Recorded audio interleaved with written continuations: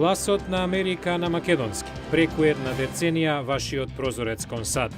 А сега, директно од студиото во Вашингтон. Добро вечер, го гледате ТВ журналот Newsflash на Гласот на Америка на македонски, а јас сум Јулија Велковска.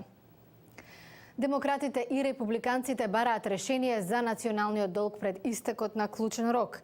Далај Лама го слави роденденот во Вашингтон, а во Сан Франциско пак среде Белден украдена слика на Пикасо. Следи блокот вести. Македонските власти мора да престанат со обидите да ја згаснат слободата на изразување, вели Amnesty International во известување до медиумите, во кое се споменува неизлегувањето од печат на весниците Шпиц, Време и КХР во собственост на Велија Рамковски, наводно поради неплатени даноци. Постои стравување дека А1 телевизијата можеби ќе биде следниот медиум затворен од властите, вели Amnesty и додава: се плашиме дека премиерот Никола Груевски го користи новиот мандат како изговор да продолжи со обидите за изолирање, маргинализација и замолчување на медиумите кои критикуваат владата. Председателот Барак Обама во Белата куќа домаќин на преговорите меѓу конгресни представници од обете партии за подигање на крајната граница за владино позајмување. Рокот да се стори тоа истекува на 2 август, пошто владата не ќе може да ги подмирува своите финансиски обврски без дополнителен заем. Демократите и републиканците се разидуваат околу тоа како да се намали дефицитот и националниот долг.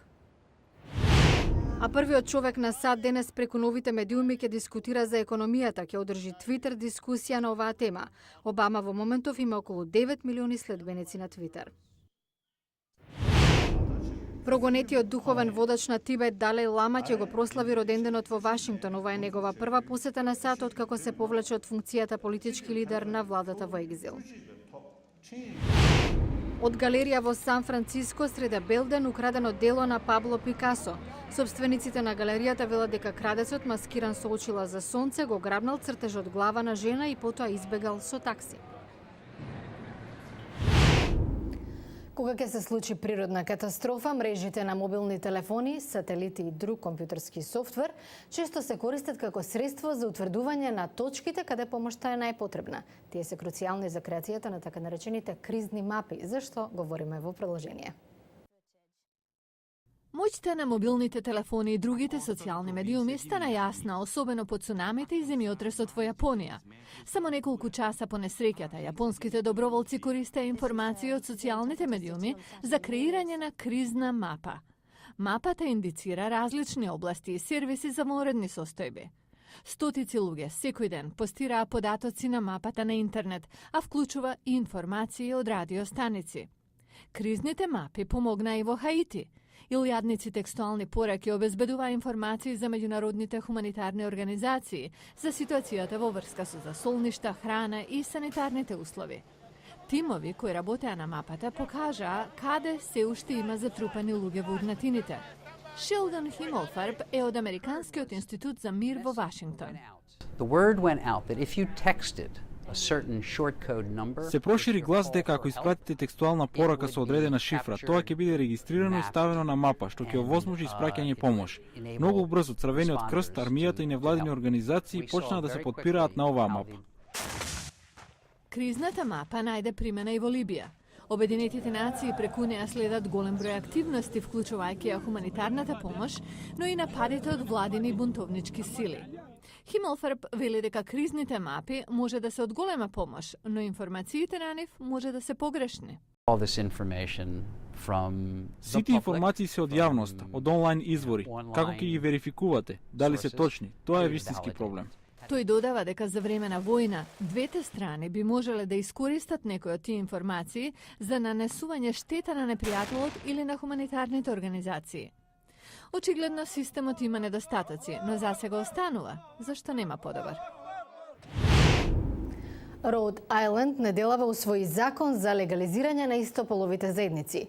Недела пред тоа пак Њујорк стана 6-та сојузна држава што дозволи венчавка на луѓе од ист пол. Од друга страна, 29 држави досега усвоија уставни амандмани за забрана на ваквите заедници. Поддржувачите и противниците на ваквите бракови имаат потешкоти да го дефинираат суштинското значење на бракот. 4-годишниот Јан го усвоиле пораѓањето Дан Галагер и Питер Ширер, хомосексуалци кои живеат веќе 14 години заедно. Галагер вака го разбира бракот. Тоа е појавната страна на ветувањето што си го дале двајца луѓе, дека имаат интерес во чувствата еден кон друг и дека тоа го манифестираат пред другите. Меѓутоа, многу верски институции се против истополовите бракови. Римокатоличките бискупи од Њујорк издадоа изјава во која бараат општеството да го задржи вистинското значење на бракот. Монсеньор Киран Харингтон од епархијата Бруклин подвлекува: државата не треба да суди кој кого сака и што е љубов. Туку да се грижи за создавањето, раѓањето на деца и за тоа тие да раснат во стабилни семејства. Тоа е улогата на државата, затоа што тоа е од нејзина корист. Затоа државата дава бенефиции на брачните парови. Галагер и Ширер велат дека пружаат дом на Јан полн со љубов и стабилност и сметаат дека и хомосексуалните двојки заслужуваат исти бенефиции. Ширер коментира дека децата не се примарниот критериум за брак, бидејќи дури и некои обични брачни двојки не можат или немаат деца.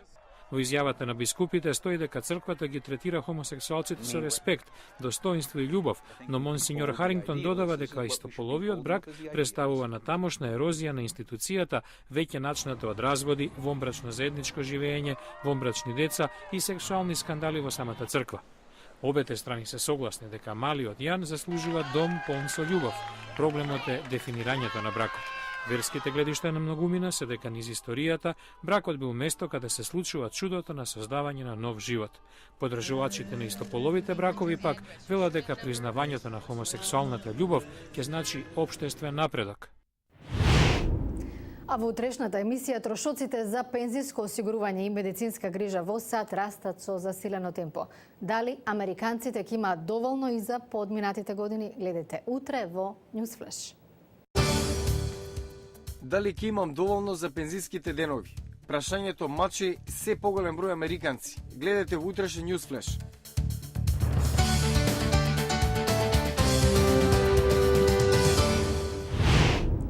Од студиото во Вашингтон го гледавте Ньюсфлеш на Гласот на Америка на македонски. Со вас во оваа емисија беше Јулија Велковска. Вообичаено за крај ве покануваме да продолжите да не следите и на нашата веб страница glasnaamerika.com. Благодарам на вниманието, имате пријатна вечер и гледајте ни утре.